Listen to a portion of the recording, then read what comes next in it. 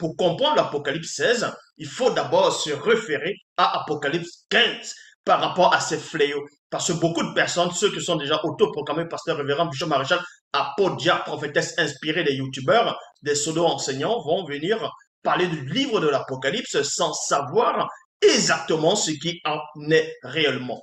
Donc, dans Apocalypse chapitre 15, verset 1, il est dit ceci: puis je vis dans l'univers un grand signe, il y a virgule ici, grand et admirable, c'est-à-dire grand et admirable, sept bas mouloloma, c'est-à-dire sept anges qui tenaient sept fléaux, les derniers, car par eux s'accomplir, c'est-à-dire par eux s'accomplir la colère du, on dit corps qui s'est dit, dans d'autres versions on dit la colère de Dieu, de Yahvé, d'Adonai, Jéhovah, Elohim, l'éternel.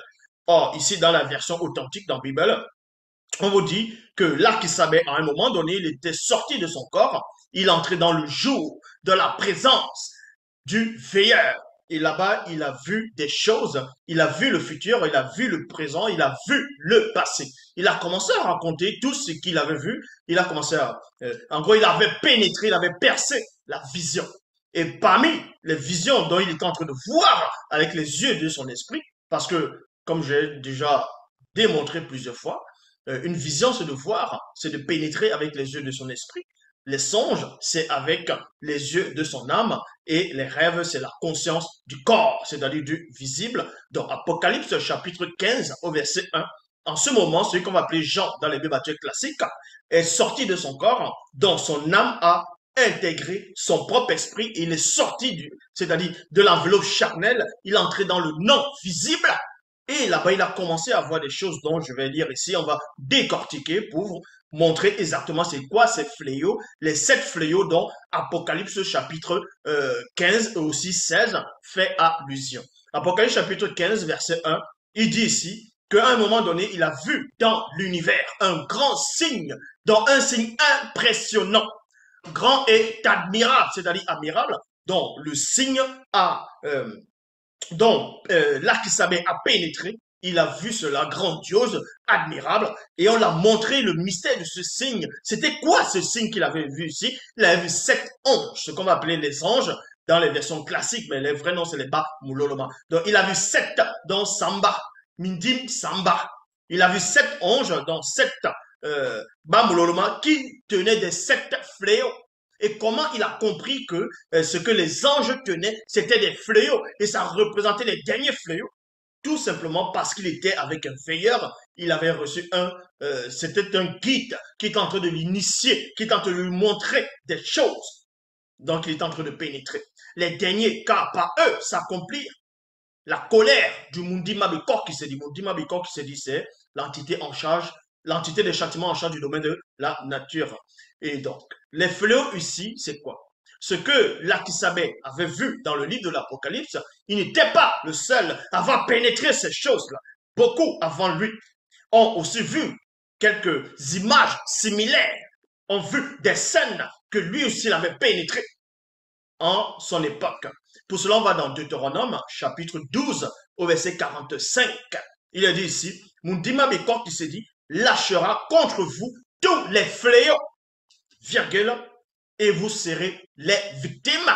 Donc, c'est en cela où on fait référence dans Apocalypse chapitre 15, verset 1, on vous dit que les sept fléaux, que les anges, que les sept anges, que les sept mamouloloa tenaient, devaient manifester dans le jugement, c'est-à-dire le jugement dans le visible, c'était pour accomplir la colère du Mundima Bekor qui s'est dit, dont on faisait déjà allusion dans Deutéronome chapitre 12, verset 45, au temps de Boussi, le puissant Boussi, donc que je vais relire ici, là, dans Deutéronome chapitre 12, verset 45, Mundima Bekor qui s'est dit, lâchera contre vous tous les fléaux, il y a virgule ici, et vous serez des victimes. Donc, ce qu'on va appeler Boussi, il avait déjà pénétré cela. Il avait pénétré la vision. Il avait pénétré le secret de ce que l'Akisabé, à un moment donné, va aussi pénétrer. Et dans Somme, chapitre 18, versets 5 à 9, il est dit ceci. Alors, les démons furent pris de tremblement. Il y a virgule ici. Pourquoi je vais dans Somme chapitre 18, versets 5 à 9? On vous montre ce qui se déroule dans le secret, ce qui se déroule par-delà les cieux visibles, avant de se manifester dans la dimension visible.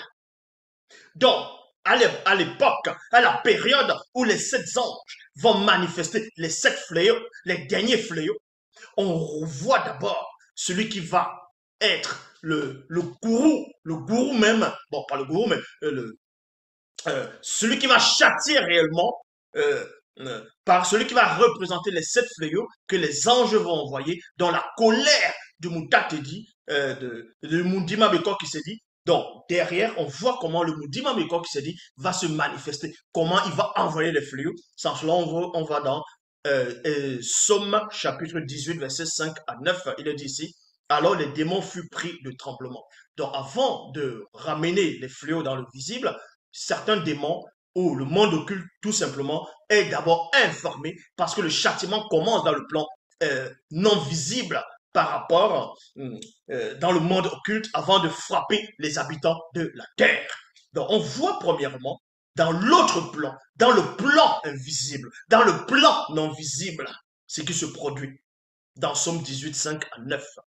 Alors les démons furent pris de tremblement. Satan, le Moudima Bobé, le mauvais esprit, vacilla sur son trône. Point virgule. Les Bamololoma Bungulane, c'est-à-dire les anges déchus, chancelèrent devant la colère du Mundima Bekor qui s'est dit. Donc, ce Mundima Bekor qui s'est dit, donc on fait allusion dans Deutéronome chapitre 12 au verset 45 et Apocalypse chapitre 15 au verset 1.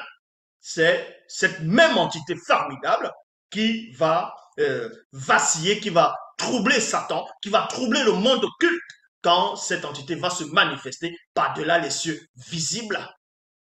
Une fumée se manifesta, un feu dévorant sortit, accompagné d'étincelles brûlantes. Il y a point ici. Mundima Bekor qui s'est dit. Donc, Mundima Bekor qui s'est dit, inclina les cieux visibles et descendit un sombre mangamba, c'est-à-dire océan primordial. Ténébreux sous les pieds, il y a point ici. Il y avait une obscurité épaisse sous ses pieds, près d'un puissant ébouté mundi. Près d'un puissant ébouté mundi, ce qu'on va appeler les chérubins. Et ils cheminèrent derrière l'obscurité mystérieuse couvrant le gouffre très profond au-dessus des eaux primitives d'au-delà du grand voile hors de l'univers.